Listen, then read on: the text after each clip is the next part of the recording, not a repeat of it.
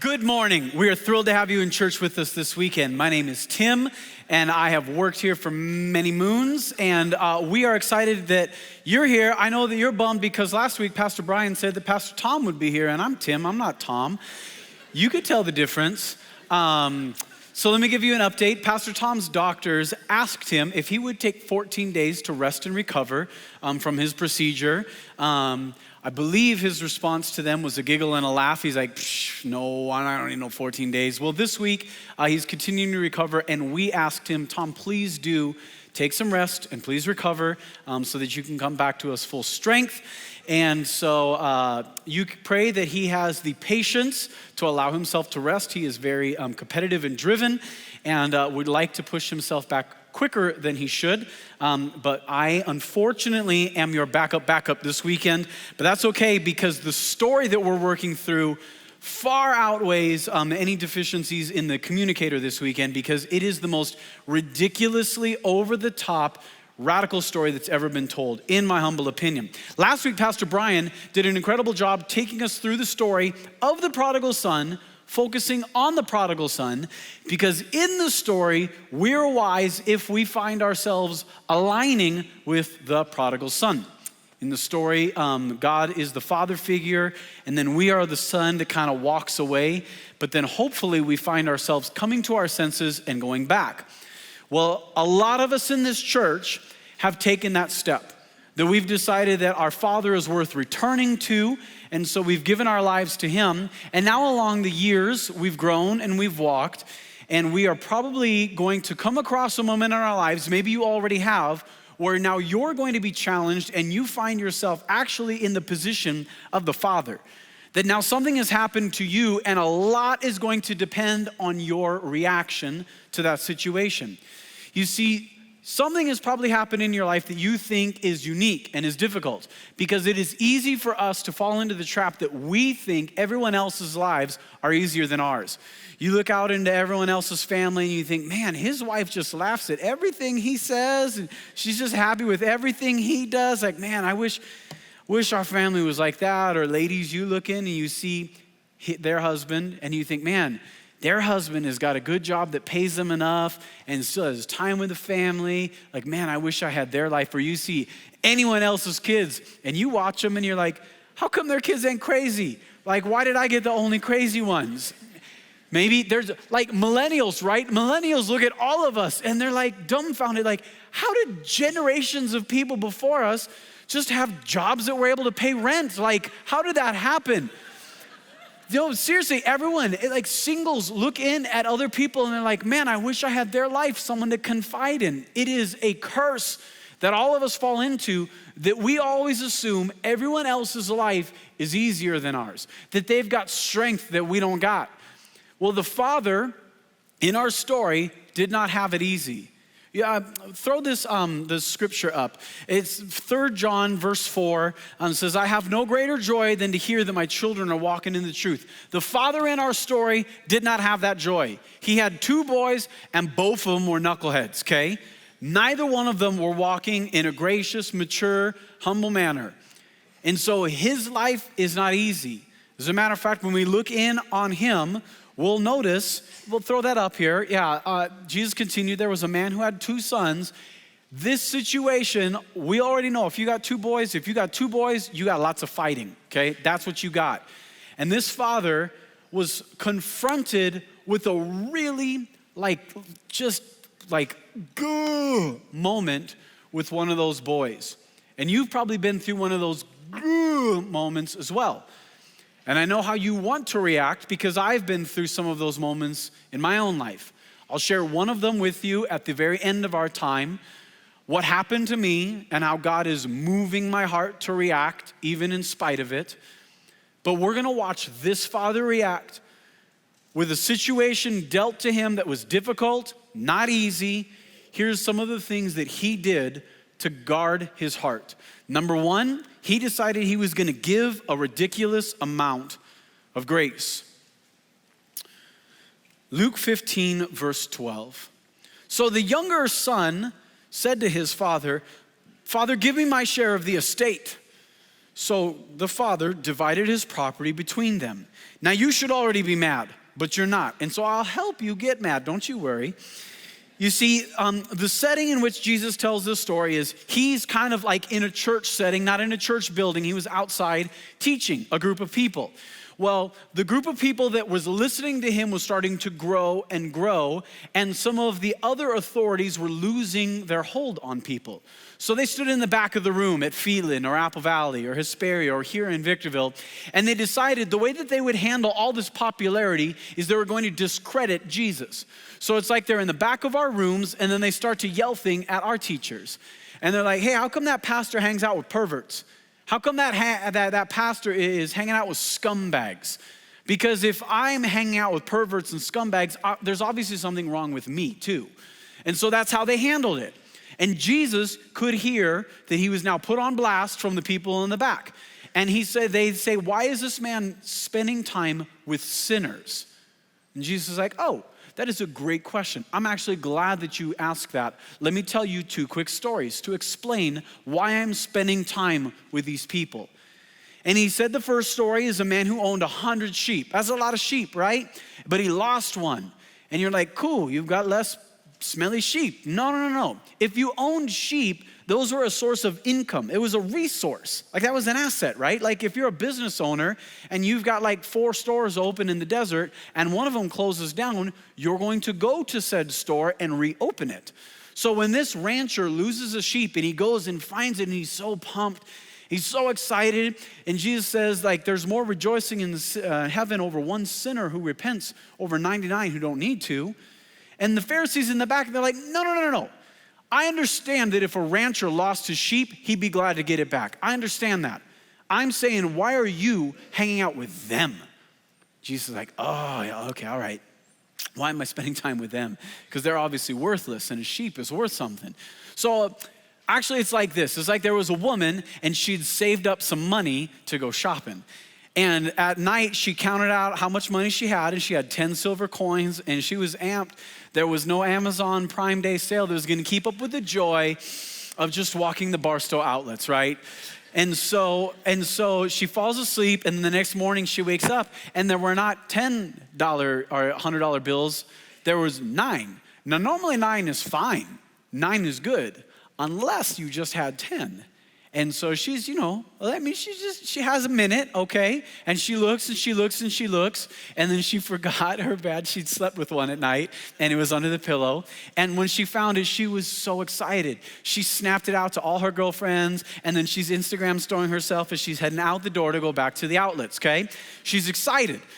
And then Jesus is like, you wanna know why I'm spending time with these people? It's because in heaven there's rejoicing when God finds someone who's back. And they're like, no.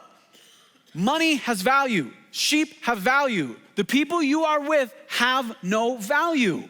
Why are you with them? And Jesus is like, cool. I've got you right where I want you. Pastor Brian last week mentioned that those 2 stories appealed to the greed in the hearts of the Pharisees. And then he tells this story. And you're trying to guess, how in the world is this story even like the first 2?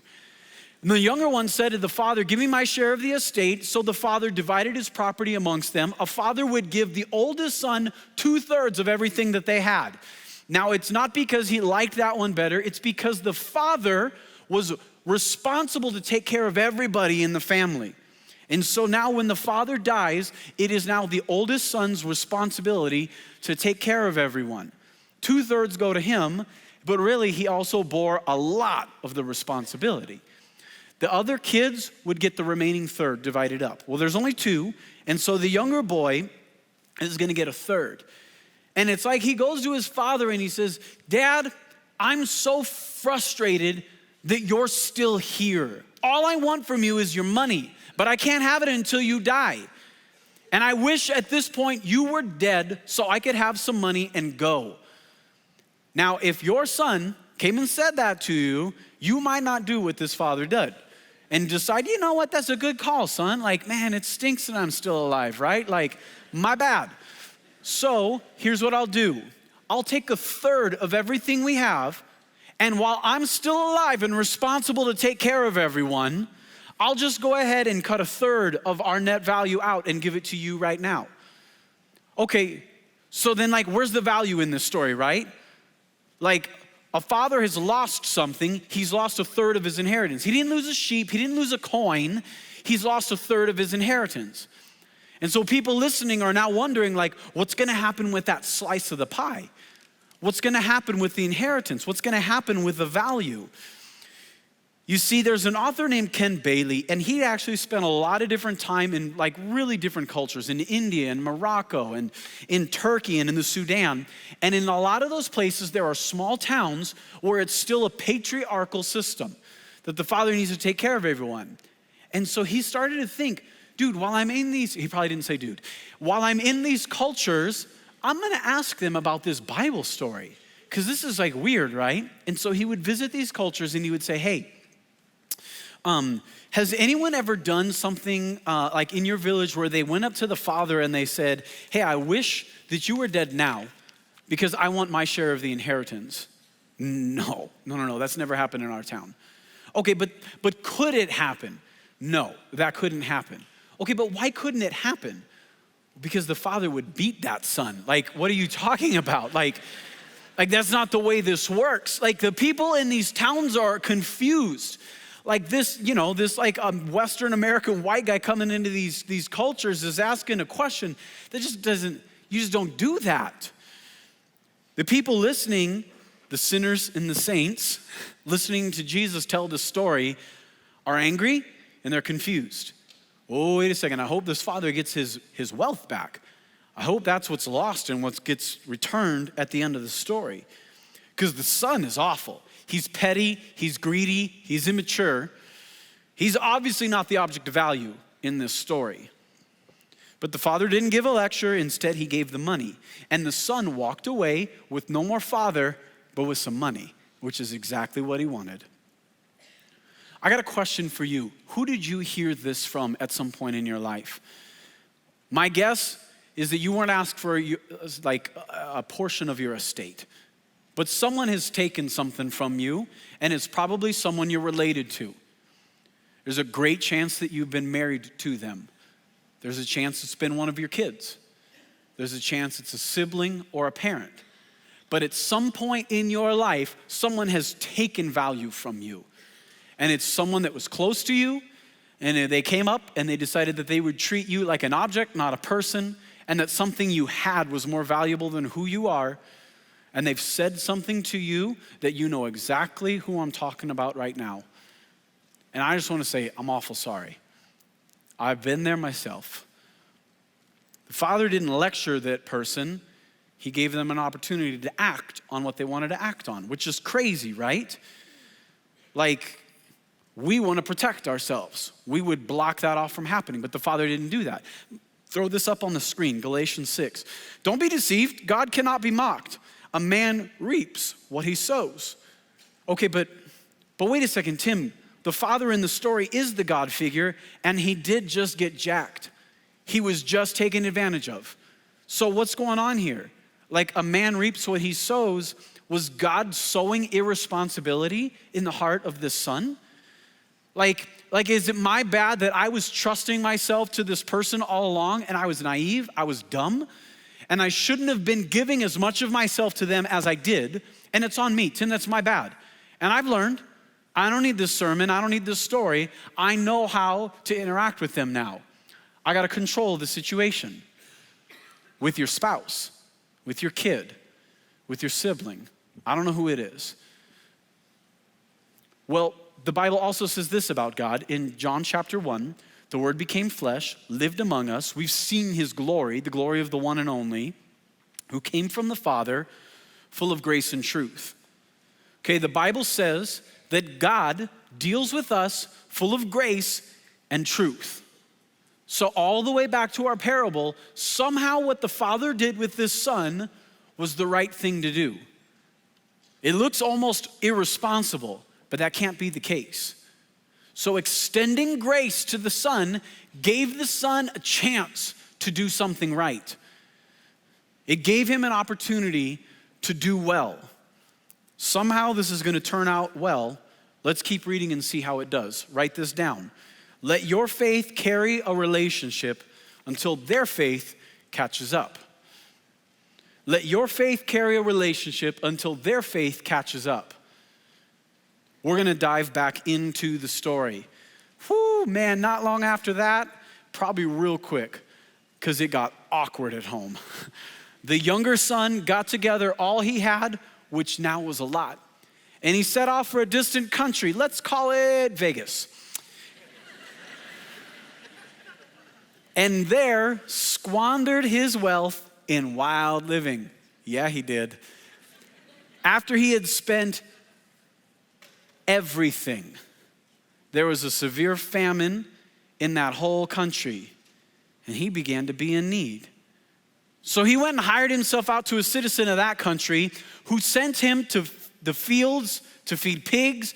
He longed to fill his stomach with the pods that the pigs were eating, but no one gave him anything. When he came to his senses, he said, how many of my father's hired servants have food to spare, and here I am starving with pigs? I'll set out. I'm gonna go back to my father and say to him, I sinned against heaven and against you. I'm no longer worthy to be called your son. Hold it right here. Make me like one of your servants. No. Everyone listening, the sinners and the saints, are listening to this story and they're like, no. You don't leave your family, waste everything that you've got, and betray your people, your religion, and your God, and then come back and be like, my bad, can I tag back in? No, you don't.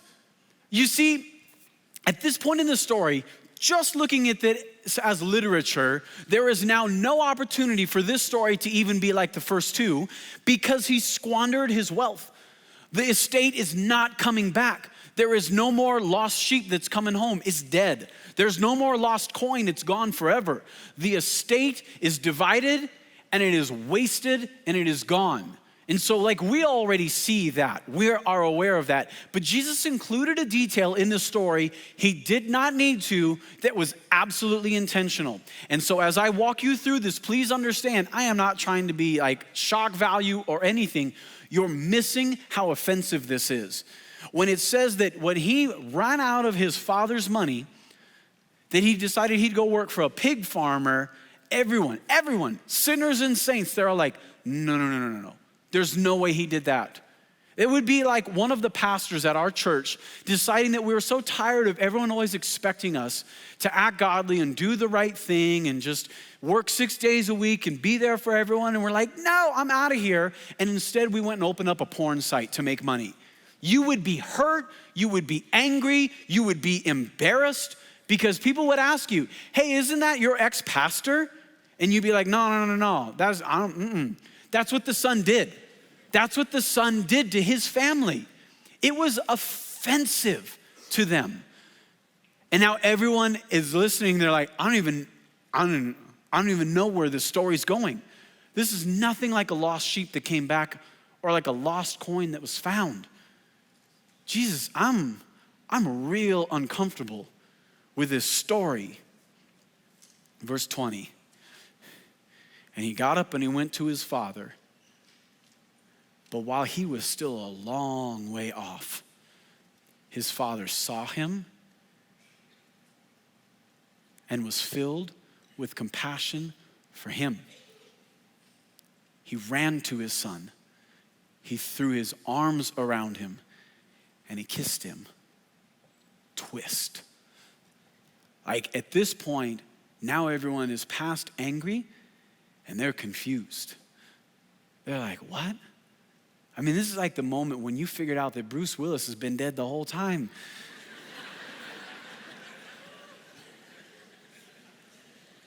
Everyone's so mad at don't reach young blood. You shouldn't ask for the inheritance. This is what you get. Don't you dare go ask your father for nothing else. But he does, and they're like, he's gonna get it. He's gonna get it.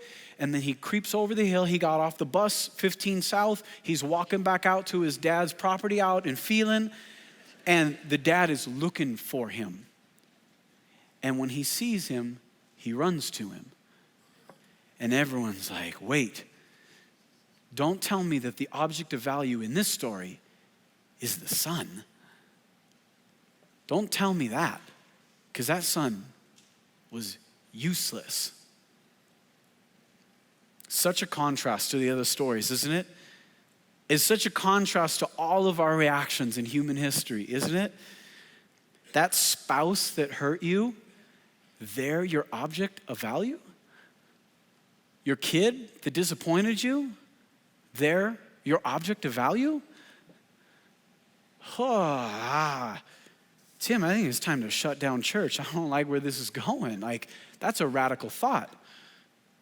I need to explain this moment, this one verse, even more thickly than you understand. I mean, it's sitting on us, don't get me wrong, but you don't know what the kazaza is. And even though it sounds like a Star Wars word from a cantina, it's actually a Jewish ritual that if a situation like this happened in a town, the town would hurt for the father. And like they would collectively share like a sadness, but then hope for the best. Because I mean, let's be honest, gentlemen, all of us who have sons, we want our sons to grow up to be men. We do. And so there's a little bit of wiggle room that when your young man starts to, puff that chest out a little bit and say like, hey dad, you know what, I think I can do this on my own. Okay, the 15-year-old boy in us still wants to thump him and remind him that, no, you can't, son, sit down. But there's part of you that wants your son to make it. Well, okay, so if a son had taken part of his father's estate and had gone out and made it and then folded that back into the family, then there'd be a rejoicing, like, okay, the family has grown. But if the son had wasted his father's estate and was coming back, there was a ritual called the kazaza, where the town would come out and block the son from getting back to the family, as if to say, we're gonna defend who you defrauded. And as a matter of fact, there's this really weird thing that they would do. They would take a clay pot and they would shatter it in front of the son, and then they'd send him away forever. Okay, you're like, I don't understand that at all. Well, a clay pot always held a resource. They didn't have pot shelves to put your cute decorative like Pokemon collection on, right? Like a pot held grain or oil, something that was valuable. And when they would shatter it in front of the sun, it was as if to say, you broke your family's ability to hold themselves together. You've broken it. You've wasted it. I don't know why you're back here, but you need to go. And the town would defend that family. The father knows that. The father knows that that's how the town is going to react. And so he does something that was shameful and embarrassing. He tucks his cloak up and ties it off so that his Middle Eastern man legs were exposed. And then he ran through town to beat them to his son because he wanted to define what was happening. He didn't want to be defended. He'd already been defrauded. He'd already lost a son and he didn't want to do it again. So he ran and he guards his son and he throws himself on him and he kisses him so that now in my strength and in my time, I get to define what's happening here. And I don't want anyone to defend me. I want a son back is what I want. This is radical. This is just different. I mean, this is like, ugh. Now everyone's listening to the story and they're like, wait, the son, that's what the father wants back, not the estate? Yeah, he was wronged, and yeah, he was in control. And what he did with that control and that betrayal was elevate his son back to status. You see, when we talk about getting even, like if there's someone that was in a relationship with us and they did us wrong and they're like, oh, you're beneath me now. If we are ever back in a position of power over them, when we say get even, we mean double down how low beneath us they are. This is not even. That's like not even. If someone is beneath you and you've been wronged and you're in power and you use your power to elevate them, that's even, isn't it? But that's not what we mean by I'm gonna get even. We mean double down. The Father made things even. Absolutely insane. When you're wronged and you're in control, it will reveal more about you than maybe anything else in this world will. How in the world are you gonna do that? You gotta do number 3. you've got to remain suspicious that God is up to something good. Because you probably are not mature enough, you are not strong enough, you maybe are not good enough to do this. So I dare you to remain suspicious that God is up to something good, even in the middle of a big old mess. Luke 15:21. The son said to the father, I sinned against heaven and against you. I am no longer worthy to be called your son. First smart thing the kid has done the whole story. And do you think that maybe this is why the father, when his son came to him and had a dumb idea and said, I wish you would be dead because I want your money instead, the father's like, okay, I can wait until I die, and then he'll finally learn that life with me was better than life with my money. Or in this moment right now, while I'm still alive, I can extend grace to him so that he learns that I'm better than a third of my wealth. Some of you decided years ago that you do not want God calling any shots in your life, and you'd rather have the life that he gave you than him. And let's be honest, I am not finding fault with you because I'm better than you, come on. But you've wasted some things. You've wasted some years of strength. You probably have wasted some money. You've wasted some relationships, haven't you? And you were like the son that shook your fist in the face of God and said, I don't want you in my life. And God allowed you to run off on your own so that you could learn that your plan sucks and that he's better. He could have waited till the very end and tried to force your hand, but it's not what he did with you. He let you make some decisions. You see, God is up to something good, even in the middle of a mistake. And that's where you got to get on board. As a human, in between these things, you've got to have some courage to believe that God is good in the middle of mistakes. Simon Sinek is an author, and he writes about leadership. And he's interesting because he's about my age, which of course is the perfect age. And he stands in between two generations. An older generation that has built a lot of really successful things. And they run these really great companies.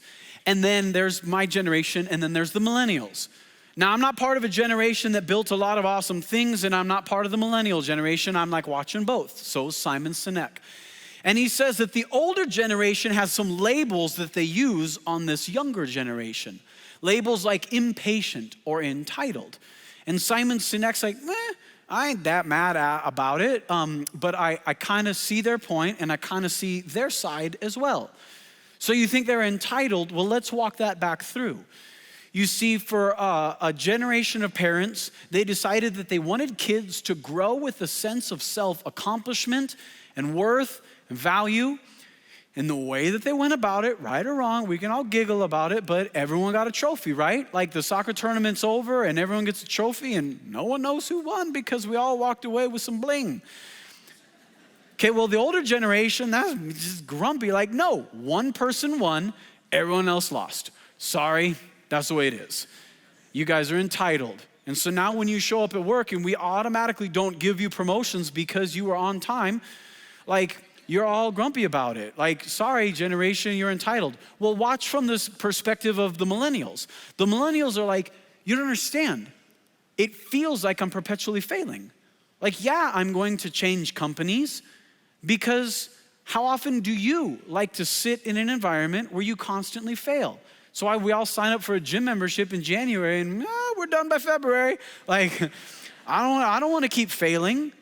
So Simon Sinek says that there was something at work in this millennial generation that has earned them this title, but you got to understand where they came from. Or maybe impatient, like they've earned that label, but why? Well, there was a generation of parents that would march into their classroom or the administration office at the school and demand that things be changed for their little baby, that there's no way that they got a B- on something. Maybe so. Maybe your kid isn't good at math yet. Maybe it's gonna take them 3 years. Maybe it's okay if they learn that some things in life are really hard and it takes a long time to get good at it. My wife and I have been together for 21 years. We've been married for 19. And I'm telling you, one of these years we're going to get good at marriage. I promise you, but it's hard. Well, if millennials were raised by a generation of parents that kept shortcutting that, and our poor teachers had their legs cut out from underneath them to really push students that some things take 3 years, 5 years, 6 years. Well, now we've raised a generation of people that like, what do you mean patient? Like, I waited a month for this. Okay, here's the issue.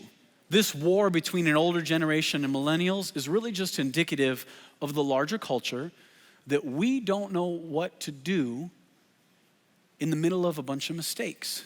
We don't know how to like coach a kid through losing and losing and losing.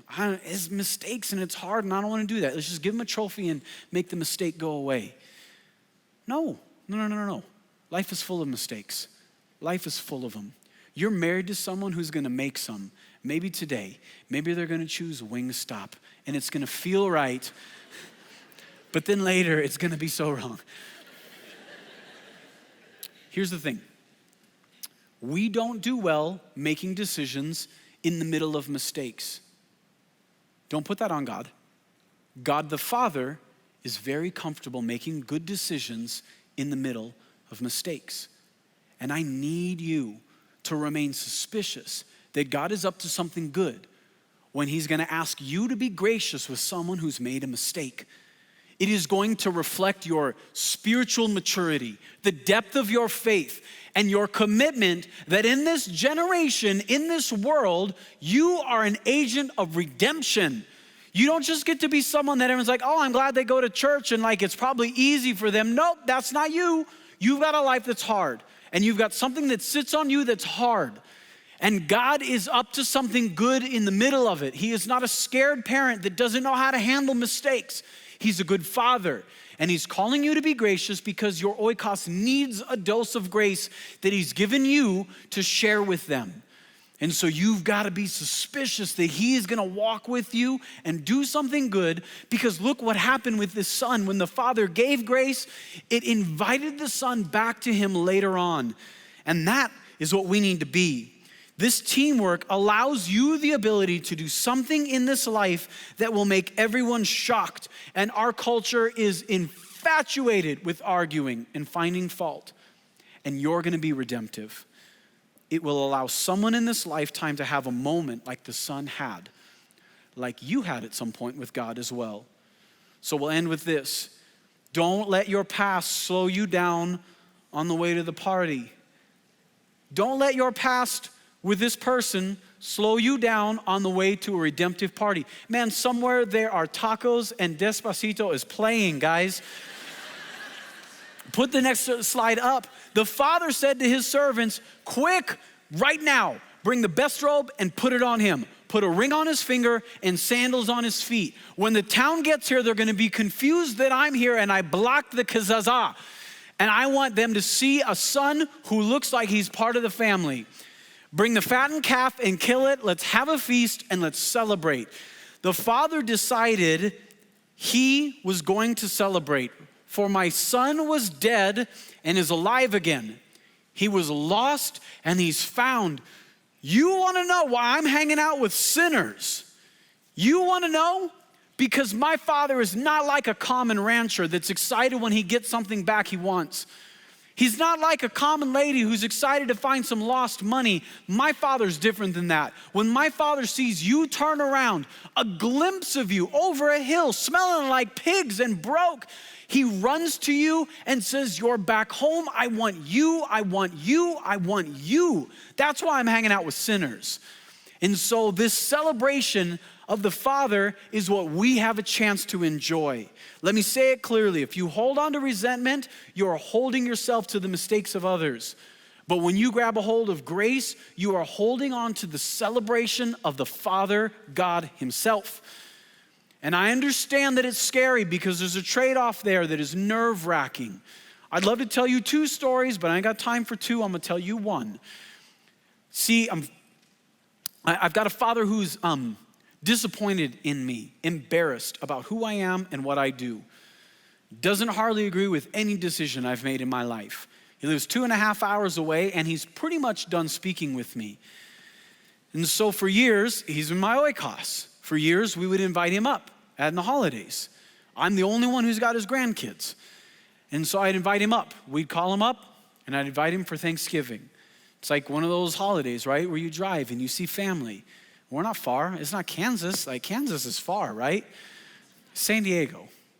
And he'd say, no, I don't think I'm going to be able to make it this year. Well, after a number of years, I literally felt like I was making him guilty by inviting him, because then he'd always decline, so I stopped asking. Well, this year, I decided, you know what? I'm going to call and invite him. It had been a few years. It was time to invite him back. I'm 40 years old. I'm a grown man. I've got 4 kids of my own. I got a house with a trampoline in the back. And I've got an earned master's degree. Like, I'm a grown man. And I held my phone in my hand, and I was nervous to call him. And I called him up and chit-chat about basketball and the weather, and then like turned that corner and like, okay, he's in my oikos. Like, here we go. Hey, we'd love to have you up for Thanksgiving this year. And just as calmly as anyone could say, he's like, yeah, you know what? I'm probably never coming to your house again. Like, just to be clear. And I'm like, oh, okay. Like, found a couple other things to chit-chat about and hung up. Guys, I felt like a hurt, embarrassed 12-year-old boy again. Like, I understand. This story is hard. This story is incredible because it allows me to say, Tim, you've been wronged and you're in control. And you got a chance to react the way everyone else in history always has. Or you can be redemptive. Church, I'm begging you. The culture out there is daring everyone to find fault with the other person. Black people are supposed to hate white people. Democrats are supposed to hate Republicans. Christians are supposed to hate everyone. Baloney.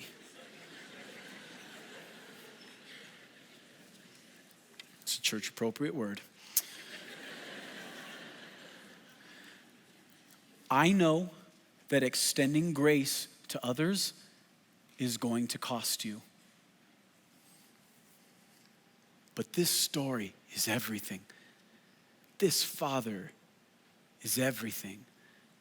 This is what I want to be when I grow up. And so I'm going to act like it now. Your oikos needs a dose of grace.